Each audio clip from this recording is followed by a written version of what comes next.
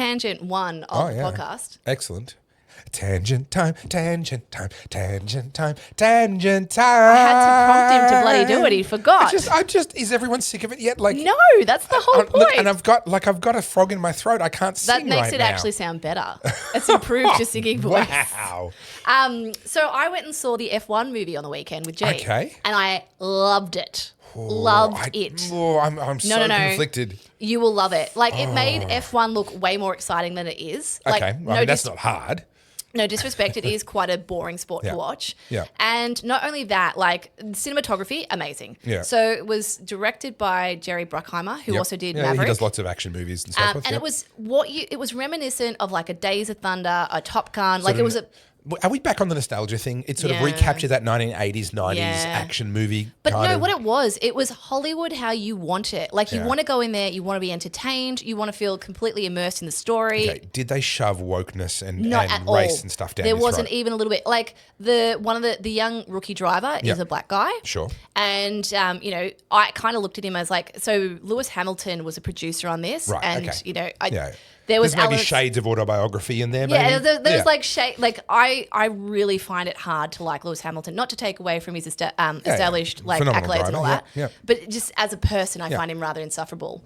But the rookie driver, I think, was somewhat modelled on Lewis. Right. There's a big difference between having a black lead versus making the movie about race. No, it wasn't at all. Cool. There was not even a hint of woke, in my opinion. See, actually, that's awesome because to have that opportunity, they've made a choice to say, no, that's not what this is about. We're just going to have a guy who's black as one of the lead roles. The lead engineer, she was a woman in this. Yep. And she was which is true enough to life. There's plenty of race engineers and so forth who are women. So you hit the quotas without having to hit the quotas, and it wasn't shoved down her. That's good.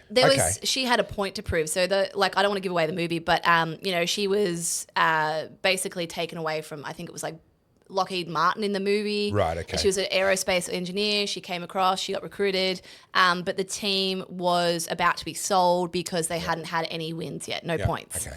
And so anyway, that's how Brad Pitt that's all real enough. That's all. Yeah. That is the reality of what. Watch Drive to Survive to see the real world version of all that stuff going on. There's lots of little stories. Like the main story is Brad Pitt, obviously coming in.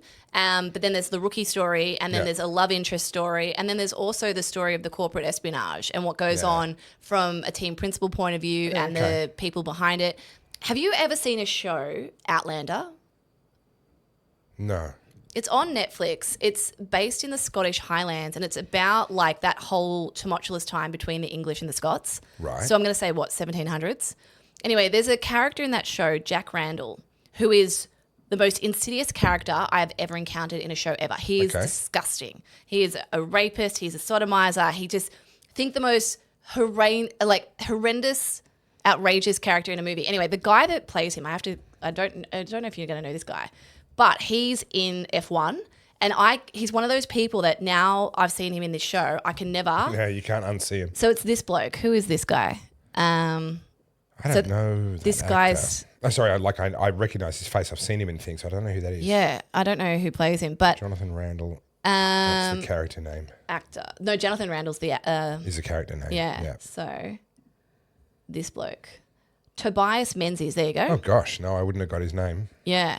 So Tobias Menzies is like the antagonist in F1. I feel like he was in one of the Bourne movies as an antagonist, or does he maybe just look a bit similar? I don't know. Anyway. Yeah, maybe he's just a good antagonist. I think I might be thinking Jeremy Renner. No, Jeremy Renner was the later. Anyway, it doesn't matter. My brain's not working today. We've already proved that. Mine's never working, so. We've already proved that match too. made in heaven. Yeah. So, but he's one of those characters now whenever I see him, I'm like, ugh, I hate you. Yeah. It's a bit like Kevin Bacon. Yeah, okay. Did you ever watch Sleepers? No. Yeah, okay. So my parents told me not to watch Sleepers. We had it on Laserdisc. Yeah, okay. And they also told me not to watch Jurassic Park. So what did I do? I watched them. Yeah. And I watched Sleepers and I was like, that's not a good movie. Yeah. So every movie Kevin Bacon was in after that, I was like, you're a bad guy. But for other people, he's a heartthrob. Only because of Footloose. Well, because they saw him, they got to know him in some other context, and then he's forever the heartthrob for them. Yeah, no. Yeah. Anyway. Like for me, for example, I've got a poster of him at the end of my bed. It's just, Everybody got Footloose. Oh, yeah. Yeah. Every time I can smell the bacon sizzling, I'm like, Anytime Kenny Loggins was invited to make the score for a movie, come on. No, you lost me. Kenny Loggins. I'm assuming he's a composer. Guys, help me out. Is this in like pop culture stuff? Yeah. So you notice there's a bit of a divide between us. Lord. There might be a sagacious chasm between you and I on the political side. There is also a sagacious chasm on the cultural side as well, but in the opposite direction.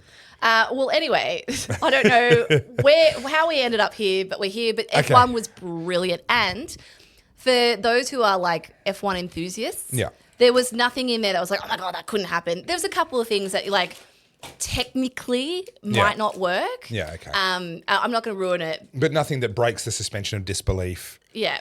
And that's the thing. Like, I remember watching Apollo 13. It was the first time I'd read a book and then watched the movie shortly afterwards. So read the book about Apollo 13 and they go into, not massive amounts of detail, but they go into a lot more detail than what you can in a movie in exactly what went wrong and how they fixed it.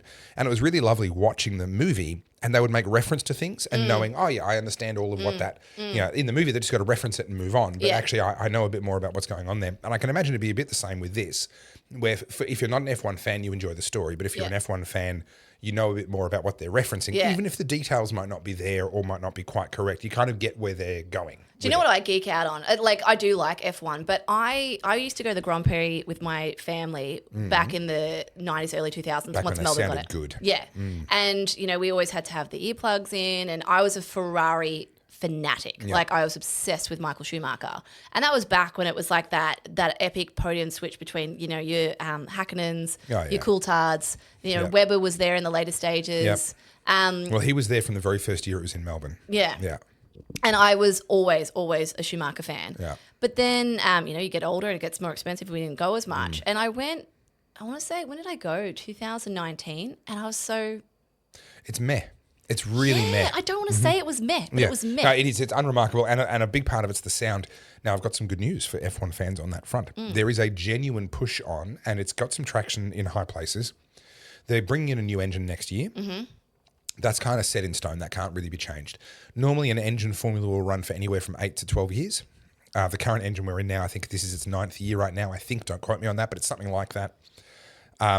The current engine they're bringing in won't be a lot better. It'll be a little bit better in terms of the acoustics. I'm talking acoustically.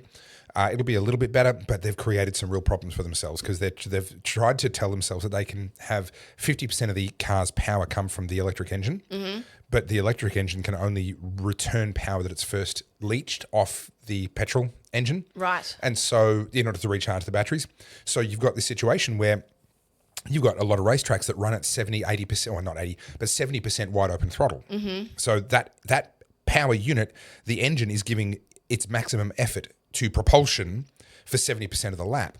How do you harness, where do you harness enough energy to then move 50% of that energy across to an electric motor where it has to harness it first out of the petrol motor? There isn't enough time in the lap. There isn't enough spare energy being produced by the internal combustion engine to get harvested to then get used.